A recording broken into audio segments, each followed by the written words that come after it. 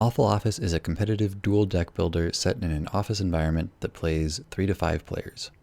Each player will be using their deck of starting cards in the rooms in the office to earn more retirement savings than any of their coworkers before the company they're working for goes bankrupt.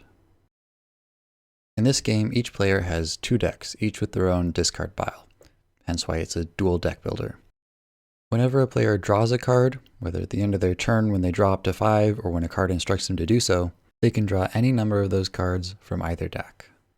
At the end of players' turns, the cards they've played are discarded into either discard pile, mixed and matched however they want. When both draw piles are completely empty, players shuffle the discard piles into their new draw piles.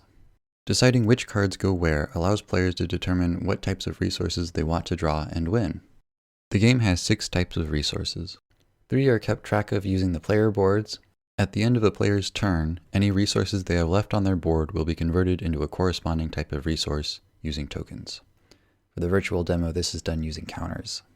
Each type of resource has a unique use, but generally, players can spend them to move from room to room, add and remove cards from their decks, and interact with the other players. Player interaction occurs in 2 main forms, the first of which is gossiping. During a player's turn, they may spend gossip to lower another player's reputation. In order to do this, they must be in a room with a coworker and not in a room with the coworker they're gossiping about. Let's see an example. Yu is in the hallway with Tex. Yu has 5 gossip on their player board and want to spend it to lower Fred's reputation. This is allowed because Fred is not in the room, but another coworker is. Yu is gossiping to Tex about Fred, talking about him behind his back. Yu decides to spend 3 of their gossip to lower Fred's reputation by that much. Because Fred only had 3 reputation, he will reset his reputation to 10 and receive a letter of reprimand. This card will clog up his decks and is worth negative savings at the end of the game. The other main form of interaction is with special cards that can be played during other players' turns. Going back to the example, suppose Yu goes to gossip about Fred, but Fred plays one of these special cards called Implicate. This moves the current worker, Yu, into the same room where Fred is. Yu can no longer gossip about Fred because he's in the same room. I'll take an example term to demonstrate the typical gameplay cycle. I've split up my starter cards, so there are 3 in my priority deck and 7 in my procrastination deck. I'll draw the 3 from priority and the other 2 from procrastination. When I play these cards, I'll notice the number and types of symbols on them and increase the corresponding symbols on my player board. The room I'm in has an ability that allows me to gain 2 additional coffee once per turn, so I'll do that and increase it on my player board. Using one of those coffees, I'll move to the restroom, which has the same ability, except that instead of coffee, it gives me gossip. So I'll use this room's ability and increase the gossip on my player board.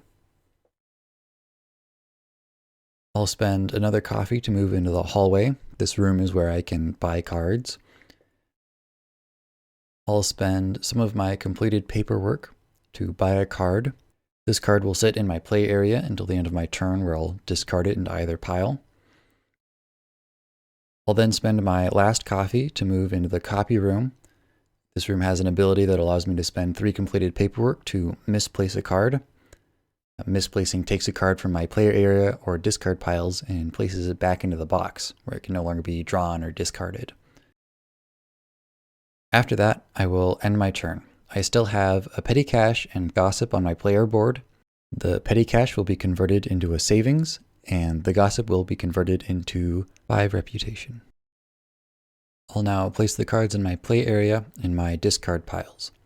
I'll place the card I bought into my priority discard pile, and the rest into my procrastination discard pile.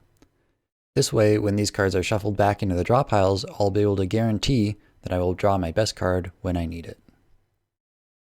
At this point, a card will be revealed from the bulletin board deck to replace the card I bought in the hallway, and I will draw 5 cards for my next turn, and then the next player will take their turn. Ultimately, however, everyone is powerless to the collapse of the company. This collapse is tracked using a bankruptcy counter that increases each round of play. Once this counter reaches 10, each player takes their final turn, after which they compare their total savings, minus any residual letters of reprimand they might have, and the player with the most savings wins. This has been a brief overview of Awful Office, highlighting some of the key features and demonstrating a simple turn. Thanks for watching.